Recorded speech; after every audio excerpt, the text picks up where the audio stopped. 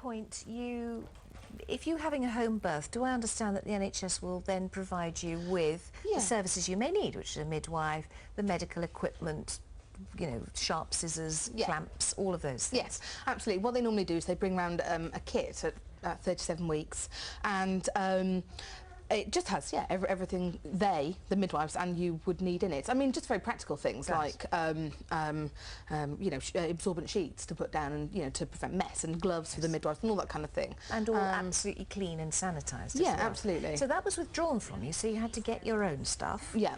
And you went ahead, and for you, you were very fortunate, the perfect person to give birth. Yeah. You had a perfect delivery. Absolutely. Rory was born, all's well. You ring the midwife, she comes over, she's very fantastic to you and says, well done you, that all worked well, phew. Yeah.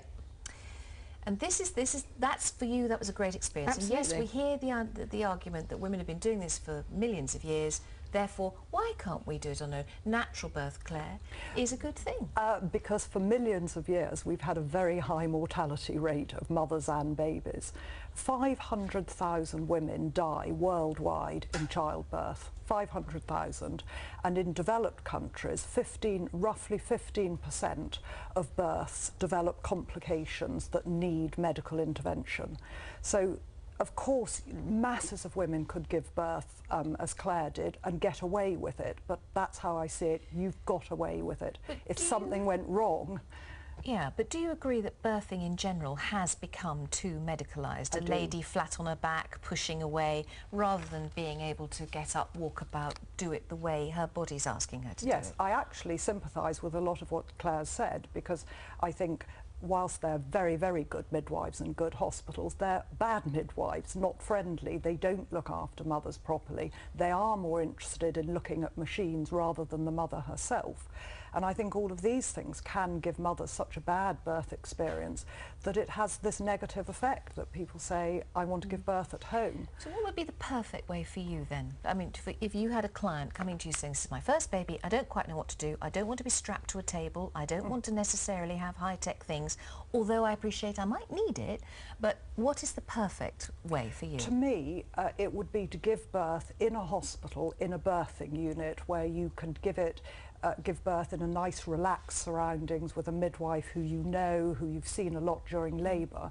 But if something goes wrong, at a touch of a bell you can get in medical help and so on. That would be my idea. So the question has to be asked, Claire, what would you have done if there had been a problem in the middle of this birth and little Rory there had come out with the umbilical cord wrapped around his neck? Or you'd been hemorrhaging. You'd had major, or you needed some serious stitching. You know, any of those, if any of those things had happened, I would have done what I thought was appropriate. Which was what? Which was, Are you trained to take the umbilical cord from around a baby's neck? I think that I would have done what I felt was, you know, I would have done what I had to do.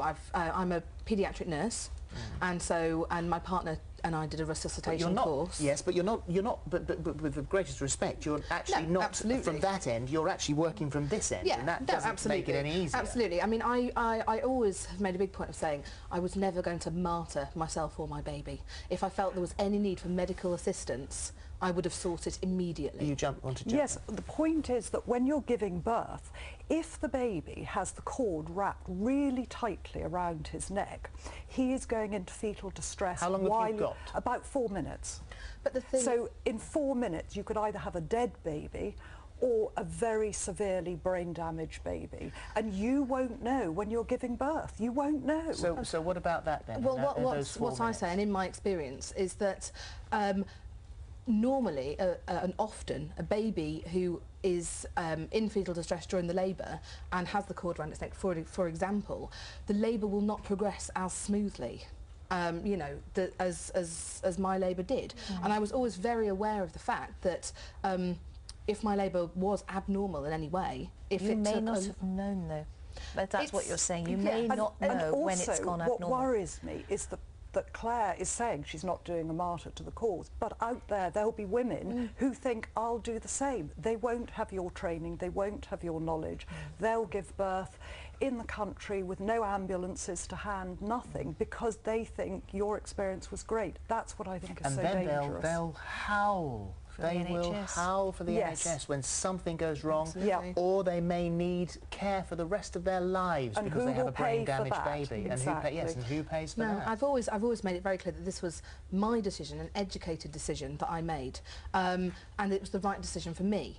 But I'm in no way saying that it's for everyone, and I'm in no way saying that it's a, you know, it's even a viable option for a lot of women out there. And you have to, as a mother, as a new mum, you know, an absolutely brand new mum, you have to be prepared to take the consequences. Absolutely, and I was. This was the right decision for me, and I really believe wholeheartedly that birth is a natural event and that everything will go to plan. Well, this programme, Extraordinary People Outlaw Births, is on Channel 4 tonight. Channel 5. Channel 5, I'm sorry, Channel 5 tonight. So Clair MacVean and Claire Smith, thank you both very much indeed. Has that provoked a bit of a conversation in your household? I would have thought so, yes. We're back after the break with the Cooks.